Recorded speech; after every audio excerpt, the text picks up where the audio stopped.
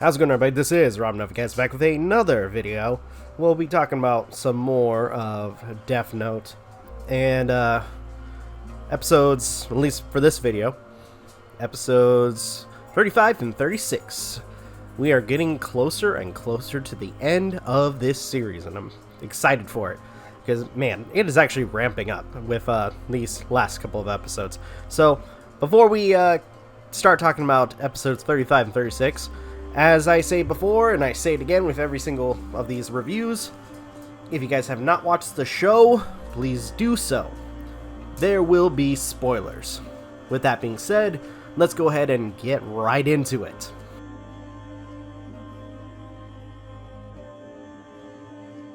So, episode 35, and I gotta say, there's just death all around in this particular episode. And it just goes to show, especially with Light, nobody is precious to him, or at least anything or anyone is only considered as a tool to him to complete his own goals, including Yokimi, I think it was, who becomes an unfortunate casualty to this whole Kiyomi. I freaking screwed up the name. I apologize for that. Becomes an unfortunate casualty in Light's ultimate goal. So this is an episode where, I guess in this particular episode, they set up a date, or at least not Kiyomi, but Nier and Light set up a day or an appointment to meet each other. So Nier can apparently show him, I'm using quotes by the way, show Light something. So they come with some terms of how they're going to do this.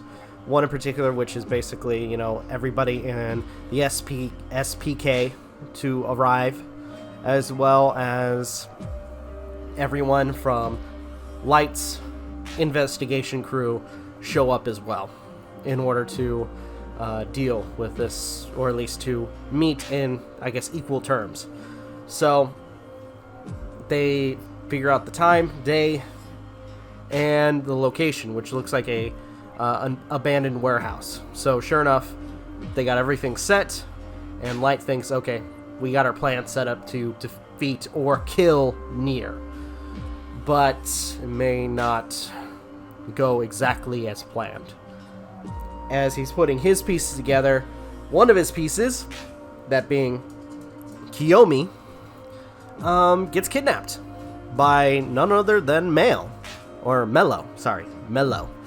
who, as one of his last remaining compatriots, proceeds to kind of pull the bait and switch, where both of them, I guess, if anything, the guy he drives past, or at least one of the members, Matt, by the way, drives towards Kiyomi and her guards, fires a smoke bomb, and proceeds to drive off, with having a few other cars chasing them. Whereas Mello shows up in a motorcycle, as well as, you know, full-on motorcycle getup, and proceeds to grab Kiyomi, who thought she was being taken to safety, but proceeds to be kidnapped. Taken into a truck where she's stripped down, like where she's completely naked, so that way there's no evidence or at least anything on her, and drives her to a secluded location. But unbeknownst to him, while she was stripping down, she pulls out a page of the notebook. And thanks to Light, who gave her Mello's name, she writes it down, killing Mello. So that is one of the two of L's successors dead. And after giving a quick call to Light, letting him know where she's possibly at, Light and 2 of the investigators try to get over there quickly, whereas one of the members of SPK tries to arrive there as well, but turns out it's all in vain. At least for, everybody else besides Light, because Light, being a kind of a dick, and I kind of figured this was going to happen. To an extent, I kind of figured this is going to happen, and this goes into the whole remark of nobody's safe when it comes to Light.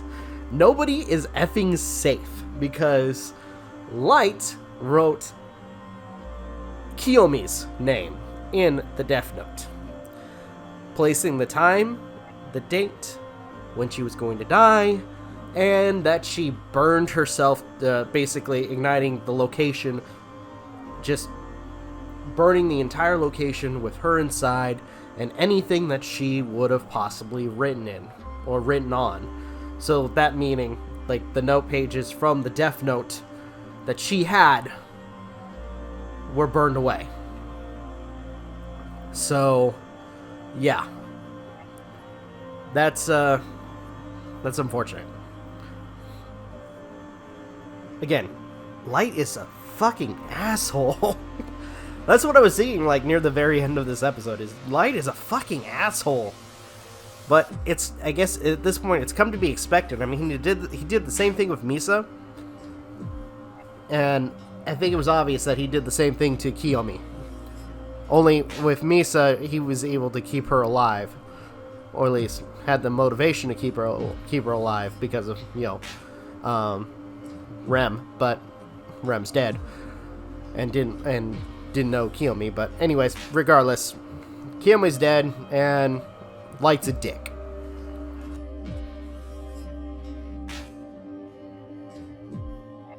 Alright, so, episode 36, it gets kind of interesting, because we're getting closer and closer to the meeting time of when Light and L, or not L, but Nier. I'm sorry, I keep mixing L and Nier together because they both look so similar. The meeting date of both of them to meet together to discuss something that Nier was going to show both organizations. And after the initial, announcement of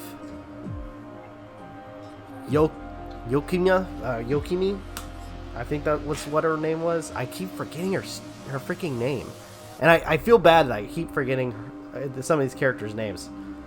It just irritates me that I keep forgetting it.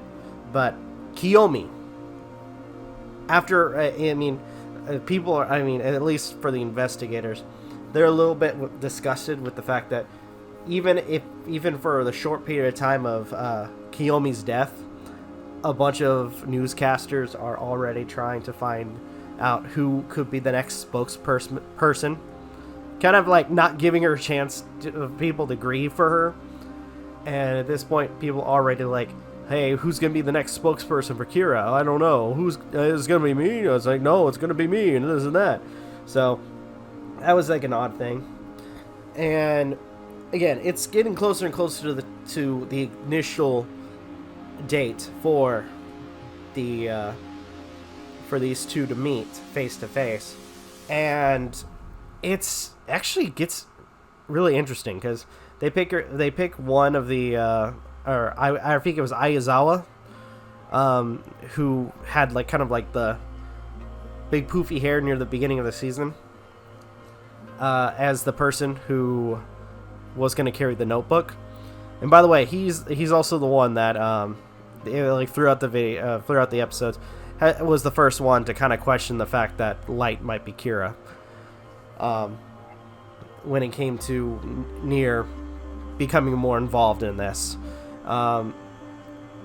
So Aizawa is the one who carries the notebook, and Light and his investigators show up at the abandoned warehouse to meet I did it again, but Nier and the rest of the members for the SPK. And near the beginning of the meeting, you have Nier, who's wearing a a L mask, which it kind of infuriates Light a little bit, or makes him angry, because he kind of feels it's stupid, or at least angered with the fact that to an extent I kind of feel like Light had a kind of respect for L to some regard, and in some sense is angry at the fact that Nier is using his image, maybe possibly to taunt him, I don't know, but either way he's angry about it. And at the beginning, Nier requests that they wait 30 minutes just in case, just to verify that nobody's being controlled, which, honestly, that's understandable. And after 30 minutes, Nier takes off his mask and they discuss, some of the things that are going on. Especially with the fact that, they're expecting, or at least he's expecting, one more person. That person being Mikami. I mean, he doesn't say it at the beginning, but he knows that somebody is supposed to show up. And sure enough, either open or crack the door to see their names and faces and proceed to write their names down. And sure enough, that's what happens. And you see Mikami seeing everyone, as well as realizing who Kira is, and proceeding to write everybody else's names down in the notebook. And something actually really cool happens.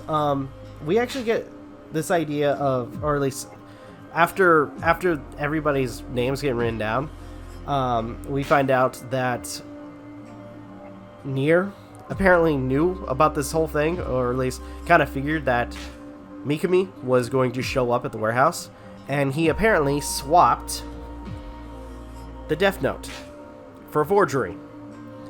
But apparently, Light anticipated this. So he had, and I guess what they did was they set it up. The reason they had it set at a specific date was because Mikami was only filling a page every night. So they basically set it up, or at least picked a number of days when they first initially set up the meeting, to make it seem like, oh, he's not killing anybody, or at least so that way it seems like nobody's killing. But it turns out that wasn't the case, because Light mentions that everything was, especially with him writing the note or the name of the person, were the last, I guess, couple of days, at least for the story. He's been sending everything to Kiyomi, who would write down their names and then proceed to kill them. Whereas at that point in time, Mikami was just texting names and faces and basically telling her to kill them. And mentioned the fact that he told Mikami to make a second Death Note. One for the forgery, in case one got tampered with, and the other being the real Death Note. So, all in all, it's actually, it gets really interesting. The episode ends, however, with them counting down to the 40 seconds, because as we know, if you don't specify the way that a person dies, then they just die of a heart attack. So sure enough, it ends with literally Mikami counting down the last 10 seconds of the first person he wrote down. That being, I'm assuming that being, Nier. So that's how the episode ends. And we have one more episode to talk about. I gotta say, these episodes have been, it's been a roller coaster ride. That's all I'm gonna say.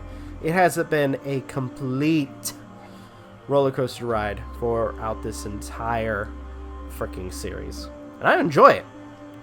I think the best part, I don't know if I want to call it the best part, was probably the most interesting, especially when the moment where we see Mikami basically killing everyone. It might just be me, but it seems like he really enjoys it. Or if it was the expression. I think if there's one thing I can give credit to the show, is how psychotic some of the characters look, especially when they're using the Death Note. Because, good lord, I'm gonna be perfectly honest. Looking at Mikami after he, signs everybody's names in the Death Note, it seemed like he was taking pleasure from this. It looked really messed up. And the way he's positioned after writing everybody's names is just, I don't know what's the best way to say it without getting demonetized. It looked like he freaking enjoyed doing that. Or, again, took pleasure in doing that. But, anyway. Also, Light, who, to an extent, he mentions repeatedly during this whole confrontation that he couldn't keep himself from laughing. He was trying so hard not to laugh, which I thought was funny. But anyway, I don't think I have anything else to say. We got one more video with talking about this series, and that's for episode 37. I'm really excited. So with that, I think I'm going to go ahead and end the video here. Thank you guys so much for watching. Truly appreciate it. If you guys can, please leave a like, comment, share, subscribe, all that good stuff. If you guys want to follow us on social media, links are in the description down below, as well as check out our daily content and the weekly podcast. With that being said, this is Rob Novakast signing off. Have a good one and take care. Peace.